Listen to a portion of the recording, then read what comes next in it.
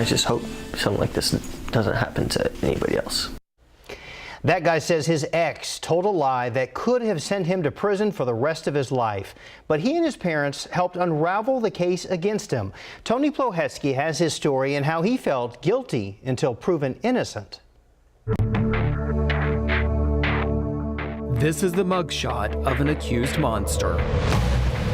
Booked into jail last September for an alleged violent crime against his ex-girlfriend. According to police records, she accused 21-year-old Christopher Precopia of Cedar Park of forcing his way into her home in Temple, punching her in the face, and shoving her to the ground. In the process, knocking over a flower vase and other items in her living room.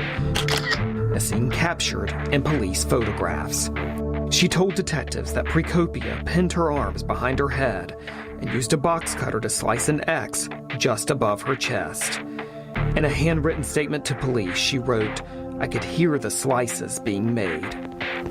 2 days later, police drove to the Williamson County lumberyard where Christopher worked. I'm just spun around, handcuffs put on.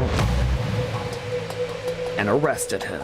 I had no idea who accused me of this. I had no idea why everything's happening, and I was lost. Christopher spent the next 24 hours in jail.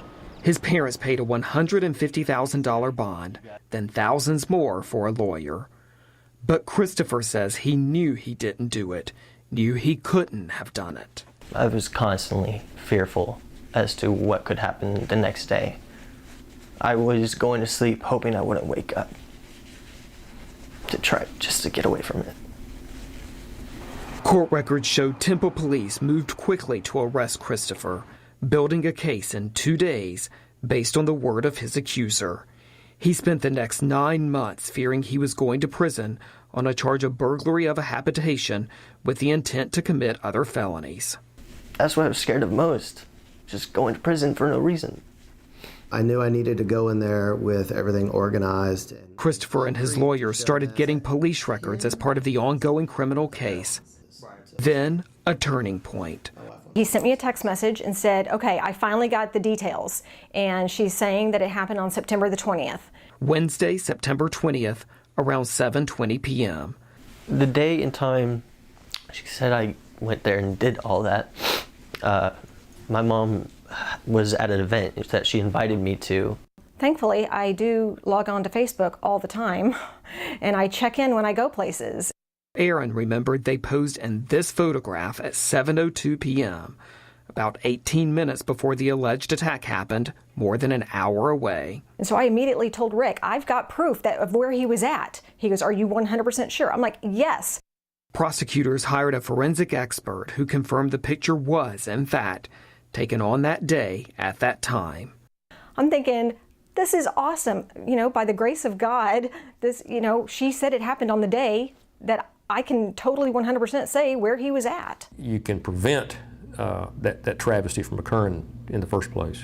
Bruce Mills, a former APD assistant chief who now consults in policing issues, said investigators should try to question a person before arresting him, in case they have an obvious alibi. You certainly want to talk to them.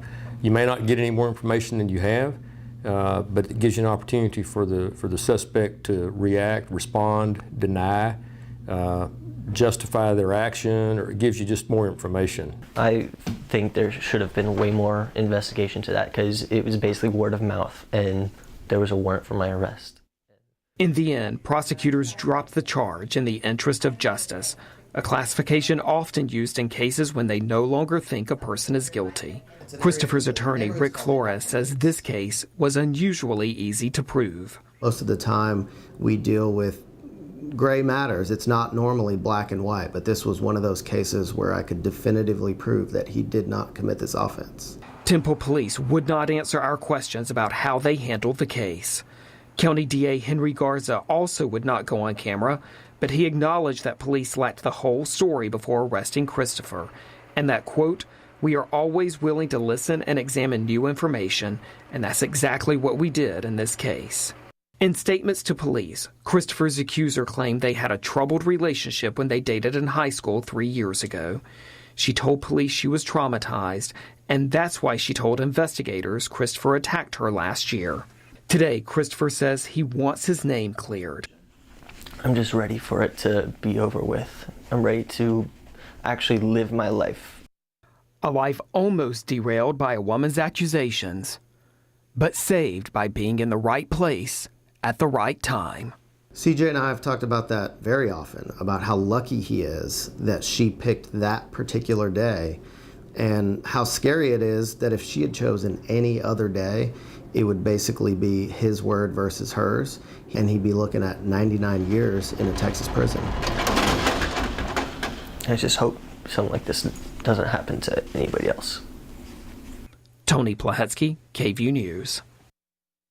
Now, KVUE is not naming Christopher's accuser because she has not been charged with a crime. Prosecutors say the matter remains under review. Christopher's attorney also says he and his family are considering a lawsuit against that girl to try to recover the money spent on his bond and legal defense. If you have something you want the KVUE Defenders to investigate, send us an email or call us. The number is right there on your screen.